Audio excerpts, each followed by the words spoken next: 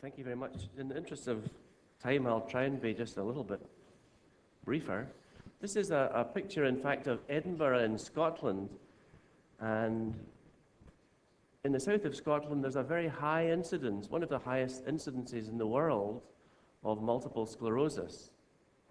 And I was in Europe a few years ago in Sofia, where I heard a story of a vascular surgeon's wife in Italy who had severe multiple sclerosis, and the surgeon investigated her and found that she had obstructed veins in her neck, and he had ballooned them, and she had suddenly got better, and she remains well. This story interested me, and so I went back to Scotland and began to treat a condition called cerebrospinal venous insufficiency, and it's a little bit like venous insufficiency of the legs, but it applies to the blood supply from the brain and the spinal cord. And this condition is thought to be related to multiple sclerosis. So my talk is going to be about our experience in treating patients with multiple sclerosis and this condition of chronic cerebrospinal venous insufficiency in Scotland. And this is a typical example of a bad circulation, a stagnant circulation from the brain. Typically it's on the left-hand side, and you can see that the jugular vein here is simply not emptying properly. I've got a catheter in from the groin. It's gone up into the left jugular vein, and I've injected contrast. And you can see, in fact, that the blood is trying to get out by going round the back of the skull and down the right side in preference, but it's completely obstructed, almost completely obstructed on the left. And the cause of this is a faulty valve at the lower end of the jugular vein. And we can determine this using intravascular ultrasound, which shows that the valve, which looks a little bit in these patients like a tulip flower, with the leaves of the flower simply not moving, that is the cause of the obstruction. And so we've tended to use two large balloons side by side, a little bit like a mitral valvotomy, in order to try to relieve this obstruction in the jugular veins. And we began a couple of years ago a prospective study in these patients. We registered it with the Regional Ethics Committee in the south of Scotland, and we used the World Health Organization consent process because many of these patients are simply desperate for some kind of a treatment. All of our data, particularly for the safety of this study, was registered with the government. In the UK, it's the National Institute of Clinical Excellence, and I'm pleased that our data was used to help write the National Institute guidelines for this procedure. And the study was overseen by a local MS charity in the UK.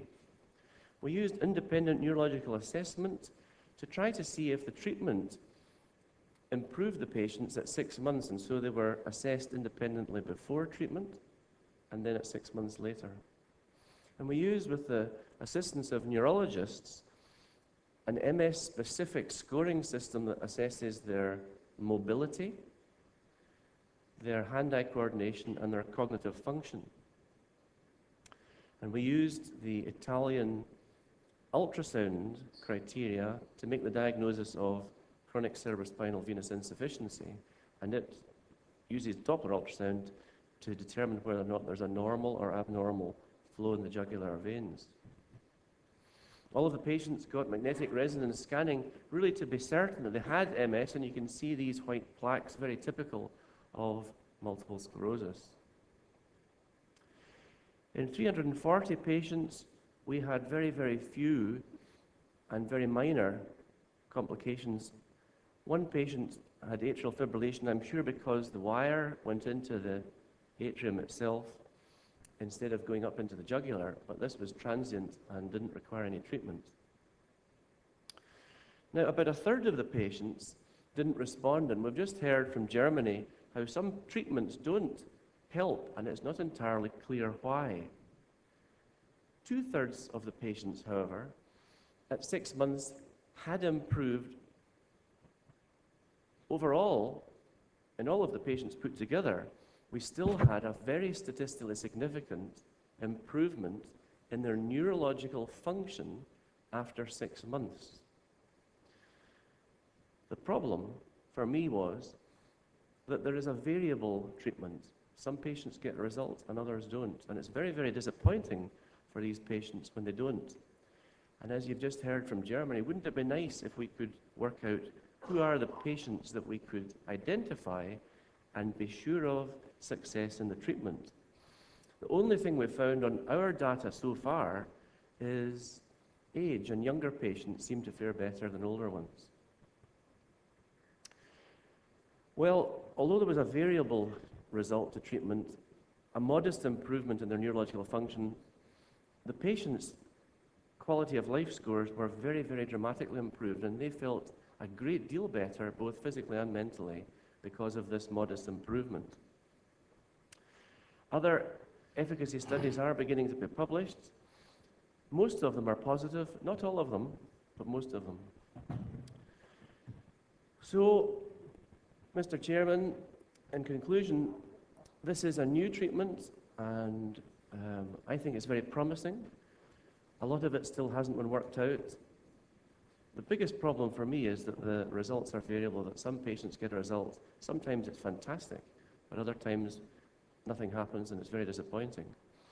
And there are one or two problems with this. It's been quite controversial, as you can imagine, with neurology, who have for many years looked after these patients and don't entirely appreciate that there is a vascular cause for multiple sclerosis. Unfortunately, universally, it's done in private health care, and I think this is a real problem, and no randomized trial results are yet out.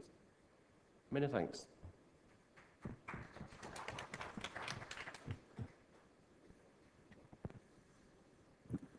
Thank you for the excellent talk.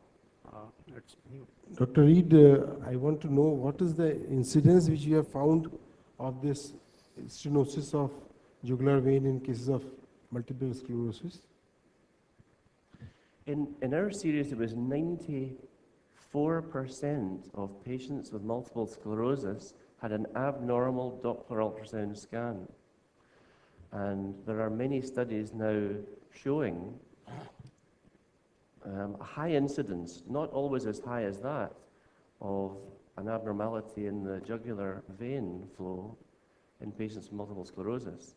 There are also some studies where people report no incidence, and it may be that they aren't seeing what our ultrasonographers and Zamboni's ultrasonographers are seeing. So there is a little bit of controversy over how to detect a really significant abnormal flow in these people. Our incidence was very high. Is there any screening test? You have evolved any screening test for this? It's not a screening test so much as a diagnostic test in patients, because there clearly would be no point in doing venography on them if they've got normal flow in their Doppler ultrasound. So Donald, what is the... Hi, I'm right here. Oh yeah, hi. So what is the pickup rate? If you look at 10 patients of MS, how many have this kind of stenosis? Well, that's what I'm saying. In our series, it was 94% of the patients with multiple sclerosis had an abnormal scan. But I think that it takes experience to really understand and see what you're looking at on such a scan. Our ultrasonographer was a very experienced one. He ran the Royal London Hospital's vascular lab for many, many years, and he went over to Italy to learn this. I think there's a huge learning curve on identifying it. So were you measuring the pressures above the valve and before and after the procedure to see whether you had done something to the vein? Yeah, we did. We used pressure wires. I didn't find that was helpful at all, though, because you'll know that the pressure in the jugular vein is 11, 12 millimeters, and to try and see a difference, it was really like 1 millimeter difference following our treatment. It was very difficult to identify a real pressure gradient improvement. You know, we do see a lot of patients who've got SVC blocks, vein blocks on the jugular systems. I mean, they come with that problem, but they don't have much of neurological problem. Yeah. So what's yeah. happening? I don't know. I think that my own feeling for it is that there's been a chronic stagnation of blood for many, many years in these patients, and that it may help lead to multiple sclerosis, having had a stagnant blood supply. But the etiology of MS is yet unidentified. This may be part of it. Is there a way we can sort of pick up patients quite early in the disease course so that we can treat them in time? It Or is, some it sort of a is, screening program? it is a lovely idea that maybe if this treatment in randomized trials is shown to help patients with multiple sclerosis, that they could be checked for at a much earlier stage, or even before the development of symptoms, as just a general screening program. But I think a lot of randomized trial evidence needs to be done first. And that was our recommendations to the UK NICE guidelines, that any real further work on this was done through randomized trials.